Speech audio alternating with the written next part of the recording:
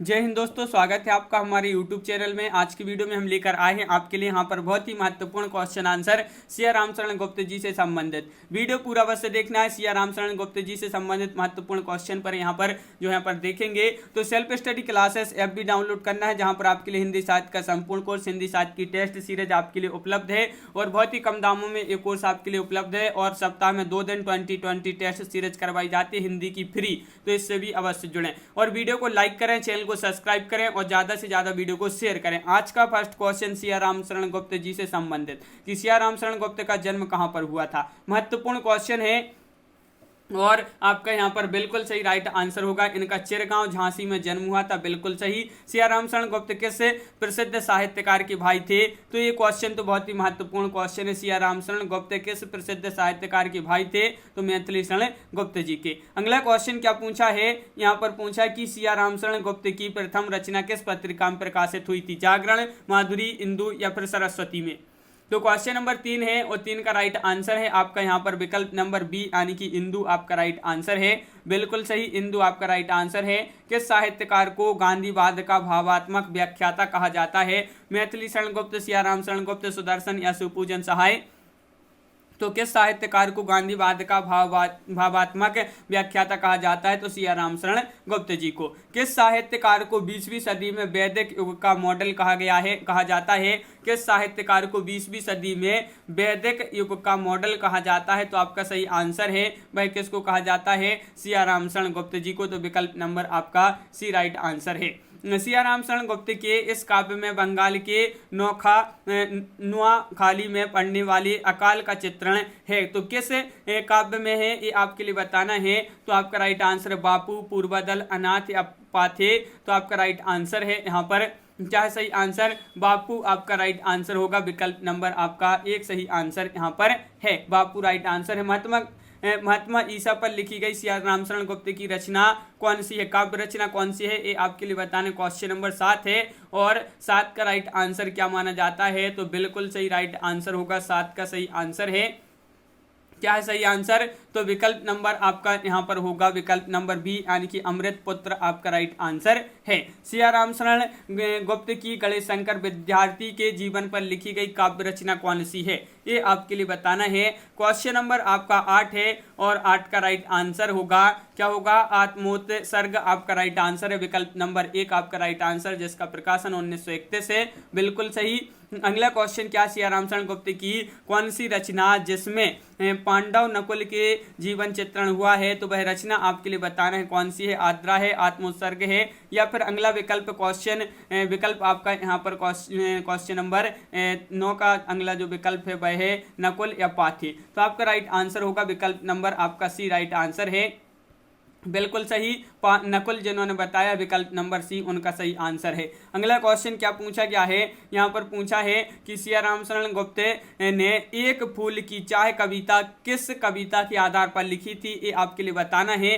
महत्वपूर्ण क्वेश्चन पूछा गया है कि सिया रामशरण गुप्त जी ने एक फूल की चाह कविता किस कविता के आधार पर लिखी थी? तो पुष्प की अभिलाषा माखनलाल चतुर्वेदी की कविता के आधार पर लिखी थी। अगला क्वेश्चन, हिमालय की झलक रचना की विधा क्या मानी जाती है? हिमालय की झलक ये आपको बताना है। महत्वपूर्ण क्वेश्चन पूछा गया है और इसकी जो क्या है विधा पूछा है, तो बिल्कुल सही राइट आंसर होगा आपका यहाँ पर निबंध राइट आंसर है, यानी कि विकल्प नंबर आपका डी राइट आंसर होगा। अगला क्वेश्चन है, इनमें से कौन सी रचना सिया रामशरण गुप्त का उपन्यास है? उपन्यास है तो कौन सी रचना है ये आपके लिए बताना है। तो बिल्कुल सही राइट आंसर है आपका क्या है राइट आंसर? अंतिम आकांक्षा इनका उपन्यास माना जाता है। अंतिम आकांक्षा, नारी और गोद इनके उपन्यास हैं सिया रामशरण गुप्त जी के। अगला क्वेश्चन है, सिया रामशरण गुप्त का प्रथम काव्य कौन सा माना जाता है? अनाथ, मौर्य विजय या दुर्वादल या आद्रा? तो आपका क्वेश्चन नंबर 13 का राइट आंसर है क्या है राइट आंसर? मौर्य विजय आपका सही आंसर है, जिसका प्रकाशन 1914 में हुआ था, बिल्कुल सही। अगला क्वेश्चन है, सिया रामशरण गुप्त का जन्म कब हुआ था? तो इनका जन्म पूछा है, तो बिल्कुल सही राइट आंसर है आपका। इनका जन्म हुआ था 1895 ईस्वी में इनका जन्म हुआ था, बिल्कुल सही। 1895 ईस्वी, चिरगांव झांसी में इनका जन्म हुआ था। सिया रामशरण गुप्त के उपन्यासों का प्रकाशन वर्ष के अनुसार सही अनुक्रम किस विकल्प में है? वह विकल्प का चयन करना है। तो वह विकल्प कौन सा है? गोद है, अंतिम, आकांक्षा और नारी। विकल्प नंबर बी आपका यहाँ पर सही आंसर होगा। तो विकल्प नंबर बी आपका राइट आंसर है, बिल्कुल सही, विकल्प नंबर बी। अगला क्वेश्चन क्या है? तो अगला क्वेश्चन देखते हैं। बापू काव्य का प्रकाशन वर्ष बताना है। बापू काव्य का प्रकाशन वर्ष क्या माना जाता है? 4 विकल्प आपके यहाँ पर दिए गए हैं और क्वेश्चन नंबर है अपना यहाँ पर 16 और 16 का राइट आंसर है 1937 इसका प्रकाशन वर्ष माना जाता है। मौर्य विजय का प्रकाशन वर्ष क्या माना जाता है? मौर्य विजय का प्रकाशन वर्ष पूछा है, तो अब भी बताया था हमने आपके लिए कि मौर्य विजय का जो प्रकाशन वर्ष माना जाता है वह 1913 यहाँ पर 13 या 14 माना जाता है। यहाँ पर 14 नहीं है, 13 है, तो 13 आपका राइट आंसर। 1914 भी जो है कहीं कहीं मिलता है, तो ये भी याद रखना है। और अगला क्वेश्चन क्या है? आत्मोत्सर्ग काव्य का प्रकाशन वर्ष क्या माना जाता है? क्वेश्चन नंबर 18 है और 18 का राइट आंसर है। क्या राइट आंसर? बिल्कुल सही, 18 का आपका सही आंसर है 1931। 1931 आत्मोत्सर्ग का काव्य का प्रकाशन वर्ष माना जाता है। अगला क्वेश्चन क्या पूछा है? सिया रामशरण गुप्त के काव्यों का प्रकाशन वर्ष के अनुसार सही अनुक्रम किस विकल्प में है?